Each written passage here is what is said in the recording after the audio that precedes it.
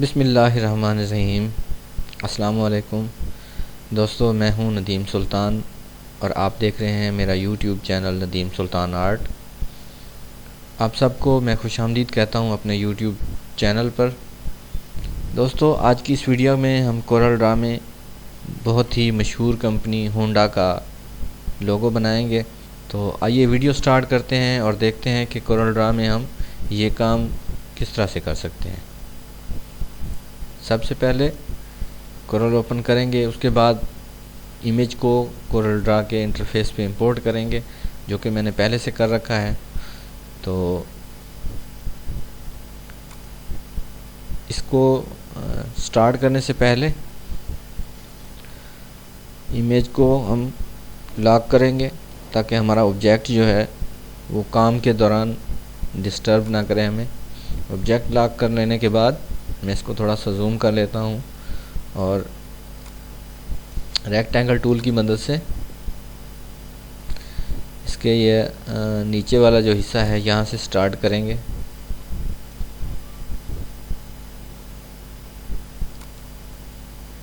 Control Q की मदद से मैं इसको कर्व करूँगा।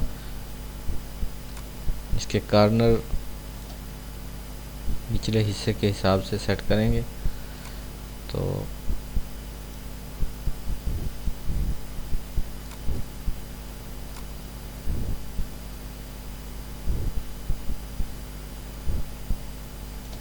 ये चीज़ आप जूम करके चेक कर सकते हैं कि आपने जो नोड ऐड किया है वो कॉर्नर के बिल्कुल ऊपर है, दाएं बाएं तो नहीं है। इसमें आपको जूम करने से ज़्यादा डिटेल शो होगी। जैसे यहाँ ज़रूरत है थोड़ा सा इसको नीचे कर लेने की।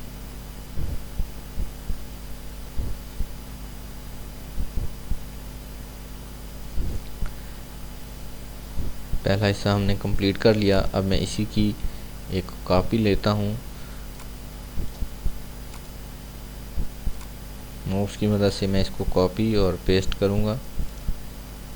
आज की वीडियो शायद लंबी हो जाए क्योंकि इस लोगो में डिटेल ज़्यादा है, प्रोसेस थोड़ा लंबा हो सकता है।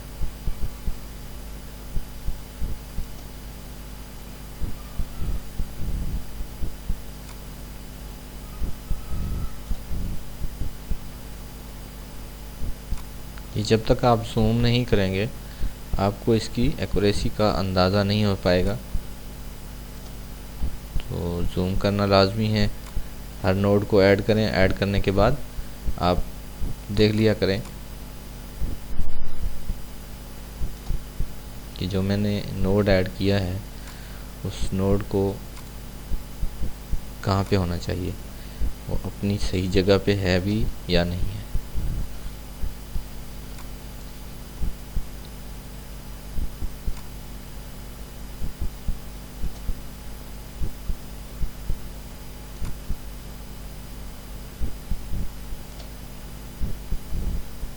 उम्मीद करता हूँ नोड ऐड करने का तरीका आपको आ चुका होगा। अगर नहीं आया तो मैं आपको फिर से बता देता हूँ कि किसी भी लाइन के ऊपर अगर आपने नोड ऐड करना है तो आप किस तरह से ऐड कर सकते हैं।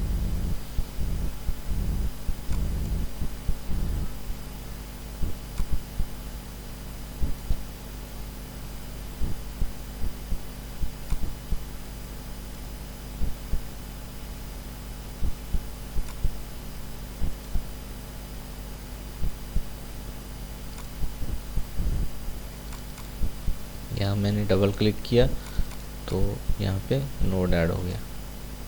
अब ये नोड दरमियान वाला मैं डिलीट कर देता हूँ यहाँ से।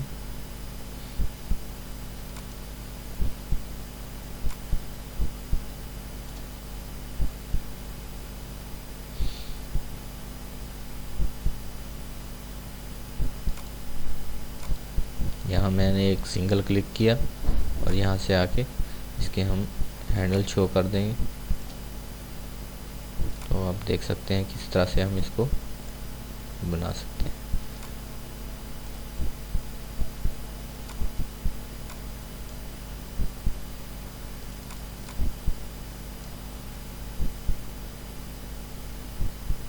ये दरमियान का नोड मैं डिलीट कर देता हूँ।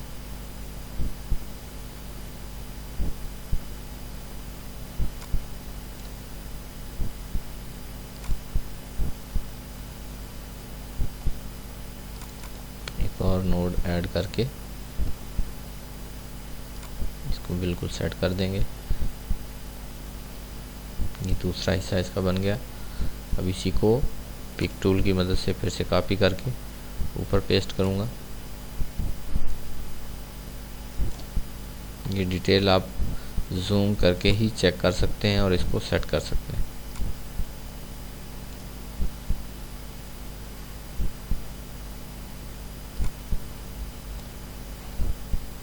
मैंने दो नोड इकट्ठे सेलेक्ट किए हैं और इकट्ठा उनको रिपोजीशन कर रहा हूँ।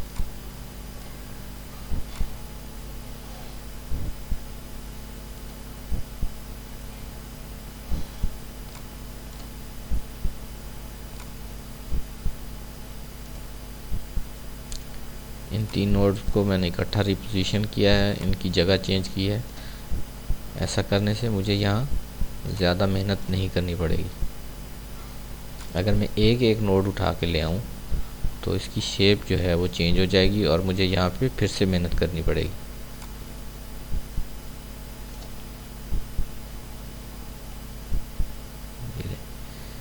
देखा आपने किस तरह से मैंने इसमें कोई ज़्यादा मेहनत किए बगैर मैंने इसको सेट कर लिया है। थोड़ा सा वाइट नज़र आ रहा था तो उसको मैंने यहाँ से सेट कर दिया। ये तीसरा हिस्सा बन गया इसका। अब चौथे हिस्से की बारी है। फिर से पिक टूल और कॉपी और पेस्ट। माउस के साथ मैंने कॉपी और पेस्ट किया है।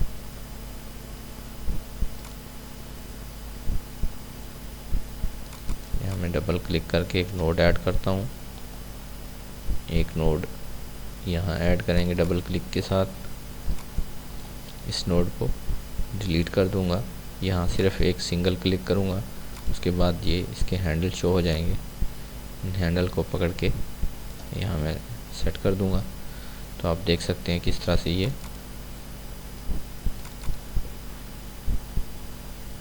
सेट हो गया।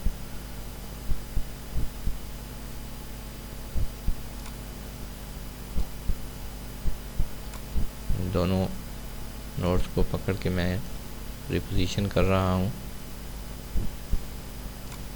यहाँ से इन तीनों नोड्स को पकड़ के रिपोजीशन कर रहा हूँ मैं।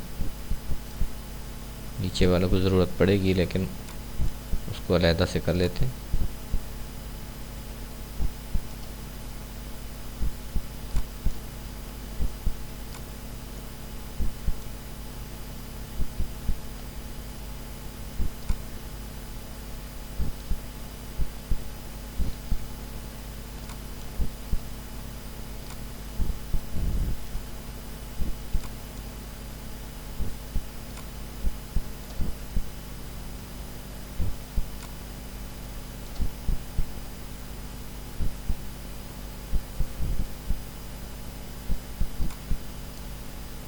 यहाँ पे जितने नोड हैं आप सबको इकट्ठा सेलेक्ट करके यहाँ लाएंगे।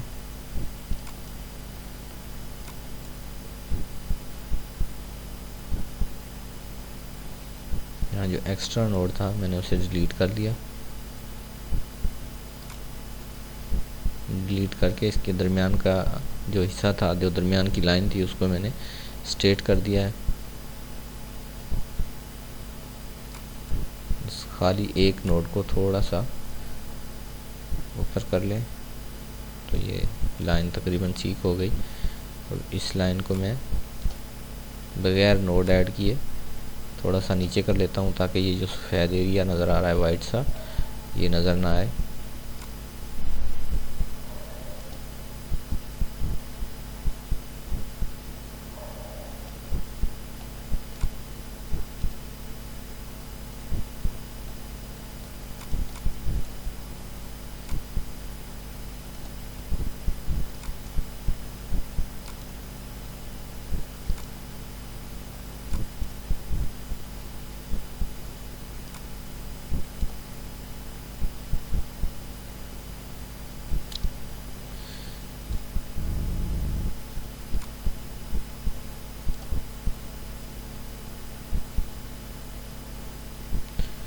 जी दोस्तों, 4 विंग्स, इसके 4 पर जो हैं वो हमने बना लिए हैं।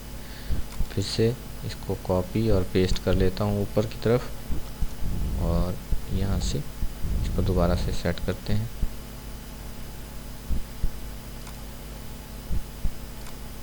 शेप टूल की मदद से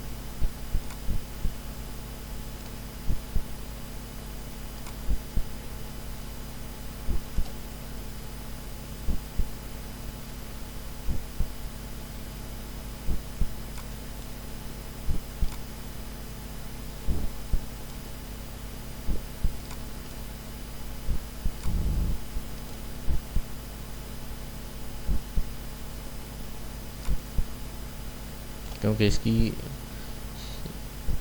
बनावट काफ़ी चेंज है बाकियों से, तो इसके लिए थोड़ी सी हमें मेहनत करनी पड़ेगी। घबराना नहीं, क्योंकि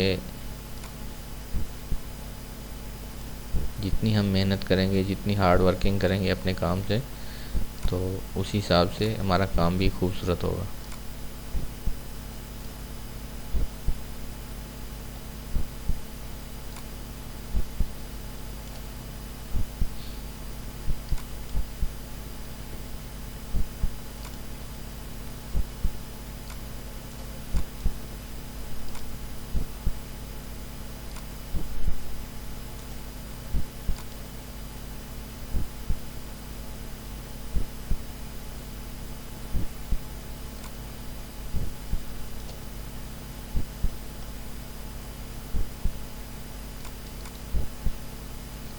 यहाँ मैं नोड ऐड कर लेता हूँ और नोड को ऊपर ऐड कर देते हैं यहाँ।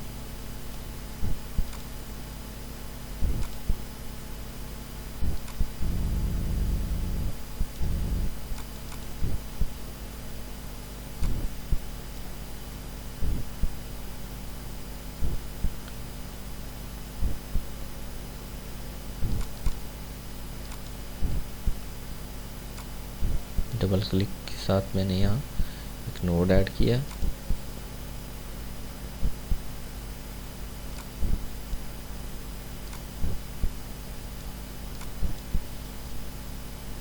जो एक्स्ट्रा नोड हैं आपके पास, आप उनको डिलीट करें।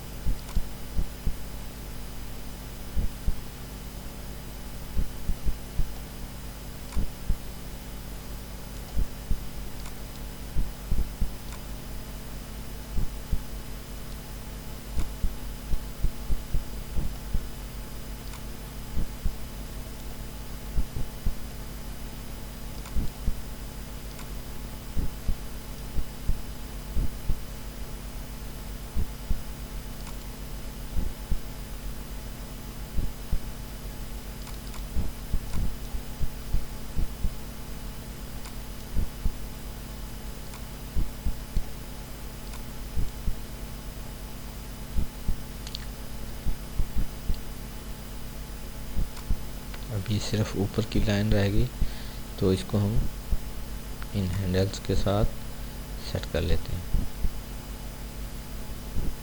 जी फ्रेंड्स,